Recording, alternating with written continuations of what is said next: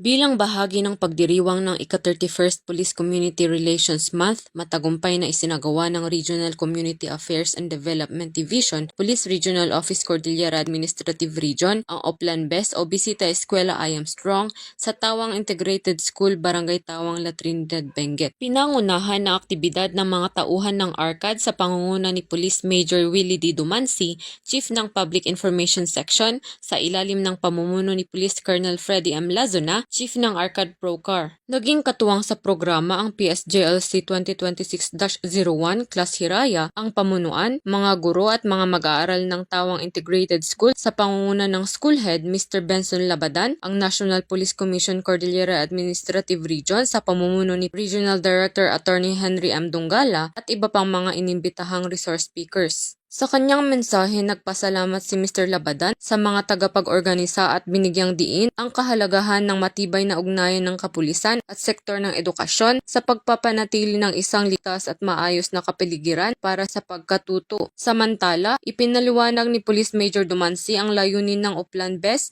isang programa ng Philippine National Police na naglalayong palakasin ang ugnayan ng kapulisan at mga paaralan sa pamamagitan ng pagbibigay ng mga makabuluhang impormasyon, paggabay at suporta sa mga kabataan upang maging responsable, disiplinado at aktibong katuwang sa pagpapanatili ng kapayapaan at kaayusan. Tampok sa programa ang iba't ibang learning sessions na nakatuon sa paglinang ng kaalaman at mabubuting pagpapahalaga ng mga mag-aaral. Nagbigay si Ms. Jubel Dawang Wagayen ng talakayan sa career guidance kung saan hinikayat ang mga mag-aaral na pumili ng landas na naaayon sa kanilang kakayahan, interes at mithiin sa buhay. Sinundan ito ng sesyon tungkol sa mental health awareness and coping with bullying na pinangunahan ni NUP Elizabeth C. Cedo na tinalakay ang kahalagahan ng pangangalaga sa kalusugang pangkaisipan, tamang pamamahala sa stress at mga sama-samang responsibilidad ng mga mag-aaral, guro at mga magulang sa paglikha ng isang ligtas, magalang at inklusibong kapaligiran sa paaralan. Nagbahagi rin ng mensaheng nagbibigay ng inspirasyon si Napolcom CAR Regional Director Attorney Henry M. Dungala kung saan binigyang diin niya ang kahalagahan ng disiplina, mabuting asal at aktibong pakikilahok ng mga kabataan sa pagsusulong ng kampanya laban sa bullying. Bilang pagtatapos ng programa, ipinakilala ni Attorney Zane Mark D. Bungayon, Napolcom Provincial Officer ng Benguet, ang Student Crime Prevention Committee at ipinaliwanag ang mahalagang papel nito sa pagpapalakas ng partisipasyon ng mga mag-aaral sa mga programang pang-iwas sa krimen at pagpapanatili ng kapayapaan at kaayusan sa loob ng paaralan at komunidad.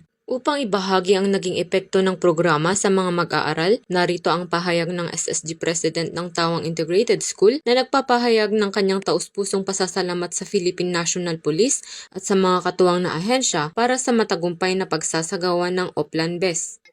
In behalf of Tawang Integrated School, I would like to express our gratitude to the Philippine National Police together with the Napolcom, CAR, PISA, PSJLC, Class Hiraya, and other stakeholders for implementing this activity here in our school. This event enlightens us and raises our awareness on being open-minded to help stop and prevent juvenile delinquency. Mula din sa